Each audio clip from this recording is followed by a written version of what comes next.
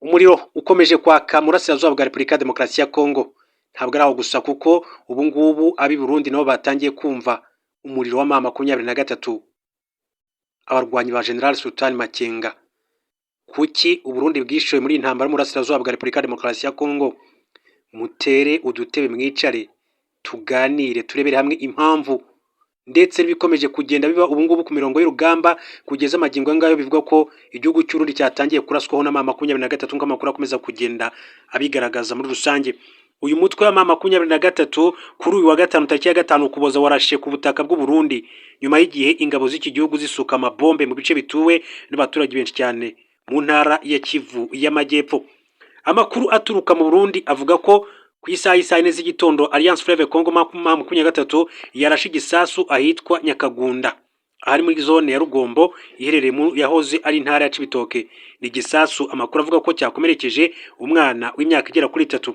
Hagatonga hariko ku isaha 6:00 igera kuri 50 ikindi gisasu cyaturutse muri Repubulika ya Demokarasi ya Kongo nabwo cyarashe ku musozi wa Mparambo uherereye muri commune Cibitoke kigwa kuri metero nke uvuye ku birindiro by'ingabo z'u Burundi.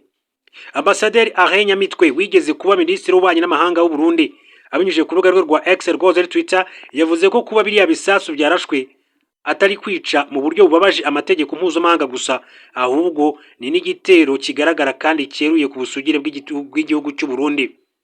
Alliance Fleuve Congo M23 yarashe ku butaka bw'u Burundi mu gihe kuvejo kuwa 4 tariki ya 5 Ukuboza ingabo z'iki gihugu zarimo zisuka amabombe mu duce twa Kamanyora na Katogota mu ntara ya Kivu y'Amajyepfo. Twagiye tubibereka mu makuru atandukanye twagiye tubagezaho.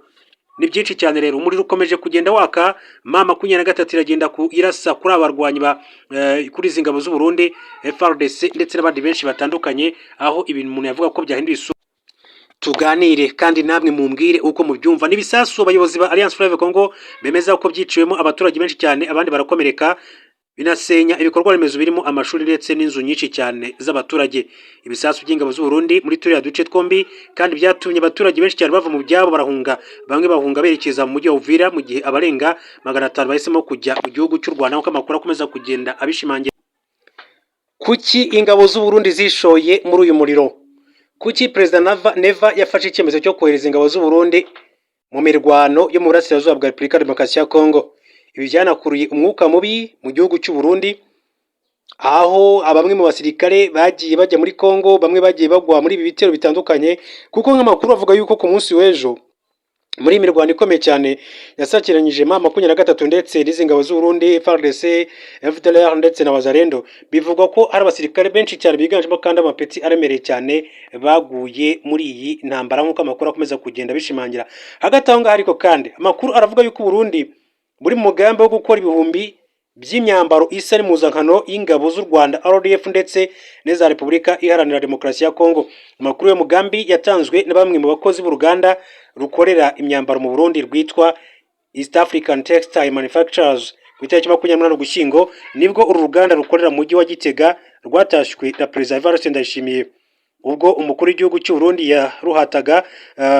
yarutahaga hamuritswe imyambaro yarukorewemo irimo n'igisirikare cy'u Burundi FDNB na polisi y'iki gihugu cy'u Burundi.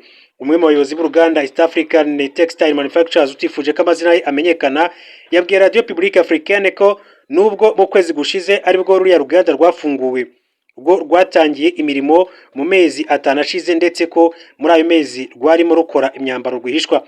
Uyu yavuze ko muri icyo gihe ibihumbi by'imyambaro y'igisirikare irimo isa ya RDF, Rwanda Defense Force ndetse na FARDC yakozwe. RPA ivuga ko ayifite amakuru yuko abakozi bakoraga ahakorewe iyo myambaro mbere yo kugera mu kazi babanzaga rero gusiga telefone zabo zigendanwa ku marembo. Ikindi bakaba kandi barafatiraga amafunguro aho bakorera ndetse kandi bakaba baremerwaga gutaha ari uko bwije nk'uko bakomeza kugenda babigarukaho. Kuki rero u Burundi bwaba bushaka gukora imyambaro isa n'igihugu cy'u Rwanda, igisirikare cy'u Rwanda cyangwa se cya Repubulika ya Demokarasi ya Kongo? Umuyobozi wo muri East African Textile Manufacturers yahaye makuru iki gitangazamakuru yavuze ko gukora iyo myambaro ari ibikorwa by'ibanga kugeza ubu hataramenyekana icyo bigamije.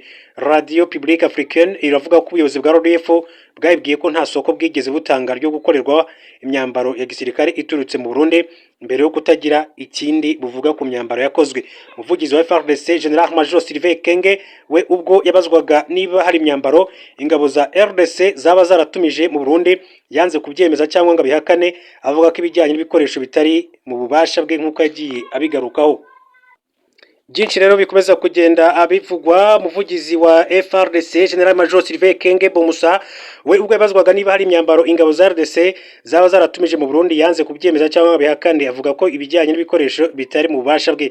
Burundi buravugwaho gucura imyambaro isa n'ingabo z'u Rwanda mu gihe umubano w'ibihugu byombi umaze hafi umwaka utifashe neza.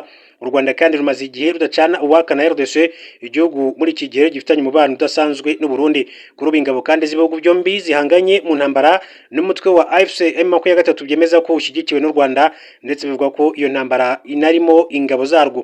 U Burundi kandi bushinja u Rwanda gukorana n'umutwe wa Red Tabara buvuga ko ugambiriye kurungabanyiriza umutekano, gusa rwo inshuro zitari nke rwakunze gutera utwatsi ibyo birego. Bitekezwa ko Gitega yaba yarahisemo gucura imyambaro ya RDF nk'uburyo bwo kuzayifashisha mu gusiga icyasha ingabo z'u Rwanda.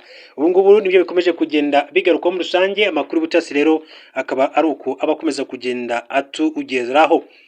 Hanyuma rero mu yandi makuru ati sinkeka ko intambara yamaze imyaka 30 yarangizwa n'isinywa ry'amasezerano gusa. Uyu ni Therese Kayikwamba Wagner. Nyuma y'amasaha make yasinywe amasezerano y'amahoro yi Washington hagati ya Repubulika ya Demokarasi ya Kongo n'u Rwanda. Therese Kayikwamba Wagner, Minisitiri w'Ububanyi n'Amahanga wa Kongo, yatanze ibisobanuro ku masezerano ndetse n'amahirwe y'amahoro mu burasirazuba bw'igihugu. Mu kiganiro n'abanyamakuru kuri wa kane tariki ya 5 Ukuboza 2025, Minisitiri Kayikwamba yavuze ko ibyo abaturage biteze ari byinshi cyane cyane mu bice byafashwe. Ati ikigaragara nuko tuzi ibyifuzo by'abaturage bacu muri Repubulika ya Demokarasi ya Kongo, cyane cyane mu turere twigaruriwe, ko aya masezerano azahita ahindukamo guteza imbere imibereho ndetse no kugarura amahoro. Yashimangiye ko intambwe ya mbere ifatika ari ugushyiraho ihagarikwa ry'imirwano. Minisitiri yagize ati ku bijyanye n'ibikorwa byihuse, intambwe ya mbere isanzwe yaba ihagarikwa ry'imirwano kuko izaba igaragaza neza ubushake bw'impande zombi. Icyakora yibukije ko gukomeza kubirengaho bitazatesha agaciro ayo masezerano. Ati icyakora niba kubirengaho bikomeje, ibyo ntibisobanura ko amasezerano ari imfabusa. Therese Kayikwamba Wagner akaba yashimangiye kandi ko intambara imaze imyaka 20 itoroshye. Ati ntabwo ntekereza ko intambara imaze imyaka 30 ishobora kurangizwa gusa no gusinya amasezerano. Tuzabona iterambere ariko kandi kubw'ibyago ndetse no kunanirwa. Minisitiri yashimangiye kandi akamaro ko ku bushake bw'impande eshatu zashyize umukono ku masezerano. Ati icy'ingenzi cyo gushimangira hano nuko dufite impande eshatu muri amasezerano kandi buri wese yiyemeje kuyashyira mu bikorwa no gutanga raporo byanze bikunze mu nzego zitandukanye. Aya masezerano Washington yashyizweho umukono ku itariki ya 5 Ukuboza 2025, yaje akurikira amezi menshi ibiganiro bya diplomasi yerekana intambwe ikomeye iganisha ku kugarura amahoro mu burasirazuba bwa Repubulika ya Demokarasi ya Kongo. Icyakora nk'uko minisitiri yabishimangiye, ishyirwa mu bikorwa ryayo risaba kuba maso, ibiganiro ndetse no kwihangana. Ntabwo ari ibintu byahita biba ijoro rimwe cyangwa se iminsi ibiri ako kanya, cyane ko nk'ubwo amasezerano aba yasinywe ariko imirwano nk'ubu iba inagikomeje, aho bivuga ko M23 ikomeje guhangana na Sukhoi na drone za Kinshasa muri Kivu zombi y'amajyepfo n'iya ruguru. Bivuga ko ihuriro ry'ubutegetsi bwa Repubulika ya Demokarasi ya Kongo kuri wa gatanu ryakomeje kugaba ibitero mu bice bitandukanye bigenzurwa na AFC M23 mu ntara za Kivu zombi nyuma y'iminsi y'imirwano ikaze muri teritwari ya Uvira. Itangazo ryashyizwe ahagaragara na AFC M23 rivuga ko kuri wa gatanu tariki ya 5 Ukuboza 2025, ingabo z'ihuriro ry'ubutegetsi bwa Kinshasa zakomeje ibitero simusiga mu turere dutuwe cyane two majyaruguru ya Kivu y'amajyaruguru n'amajyepfo zikoresheje indege z'intambara drone n'imbunda zirasa mu ntera ndende. AFC M23 ikomeza ivuga ko kwiyongera k'urugomo kutemewe bikomeje kubiba iterabwoba mu baturage. Akaba ari ngombwa cyane kumenya ko umubare w'abateganyi w'abaditanwa ukomeje kwiyongera. Ingo nyinshi cyane zarasenyutse kandi abaturage n'abana basize ubuzima mu buryo bubabaje. Byongeye kandi ibisasu bibiri byaturutse ku butaka bw'u Burundi byaguye mu gace ka Rubumba mu mujyi wa Kamanyola, byica abantu 4, abandi 2 barakomereka bikabije.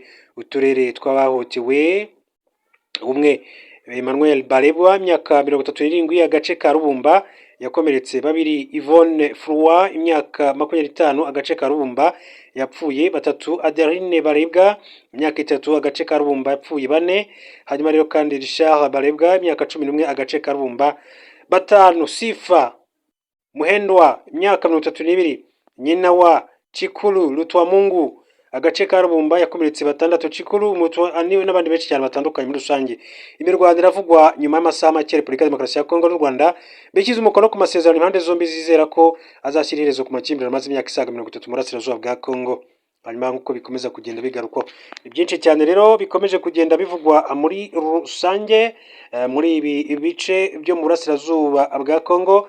Muri Rubero aravugwa amakuru avuga yuko igitero cy'abantu batamenyekanye cyahitanye abazarendo bagera kuri 3 mu mudugudu wa Ruboyo uherereye muri teritwari ya Rubero muri Repubulika ya Demokarasi ya Kongo. Ibirindiro by'inyeshyamba za wazarendo kuri wa kane tariki ya 4 Ukuboza byagabweho igitero n'abantu bitwaje indwara ngo batamenyekanye.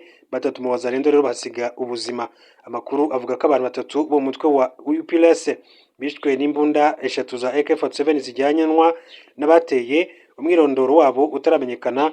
Uyu ni umwe mu bahaye amakuru Kivu Morning Post tifuje ko amazina ye atangazwa. Itangazo ry'inyeshyamba za wazarendo zo mutwe wa UPLS ryashyizweho umukono na John Mangayiko ryo rivuga ko hapfuye umuntu umwe ndetse ibirindiro byabo bigatwikwa. Iryo tangazo riti umwe mu bantu bacu ba UPLS yishwe, inkambi yabo iratwikwa. Makuru aturukaho hantu avuga ko abateye bakomeje rero kugenzura ibirindiro by'abarwanyi ba UPLS mu mudugudu wa Ruboyo. Ibi ngo byateye abaturage rero guhunga ku bwinshi berekeza Pawanza na Kambao bakeka ko itekanye. Axe ya Njapanda, Liboyo na Kambao ubu niyo nzira yonyine iri kunyuramo ibiribwa igaburira ibice bya Mangure Jipa ndetse na Njapanda n'imiryango myinshi cyane yahunze iherereye mu mujyi wa Butembo muri Kivu ya Majyaruguru nk'uko bikomeza kugenda bivuga. Reka bashimire bifuriza gukomeza kugira ibihe byiza. Turasubira mu yandi makuru masaha